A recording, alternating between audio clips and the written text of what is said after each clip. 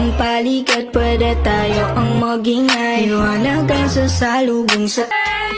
So ngayon, mangbubudol kami.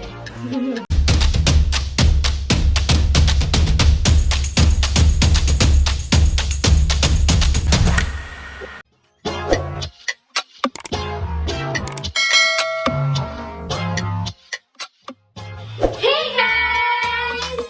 So ngayon, mangbubudol kami. So ngayon, isi-share namin sa inyo kung ano yung sunscreen na ginagamit namin. Ang dami kasi namin nababasa sa comment section na nagtatanong kung ano daw yung ginagamit namin sa mukha namin. Kahit puro kami bilad sa araw, hindi pa rin kami umiitim. So ayan, i-reveal na namin ngayon. So we just got our order. So so this is from JSK Beauty. Mukhang Tingnan nyo naman guys, napakaganda ng packaging niya. So ngayon mag-a-apply kami sa face namin gamit ang 2-finger method. Buti na lang guys, itong ginagamit namin sunscreen. Napaka-lightweight lang, tapos walang white cast, at hindi siya malagkit. Yun talaga yung gusto ko sa sunscreen. Kasi minsan, yun na yung ina-apply ko lagi sa mukha ko.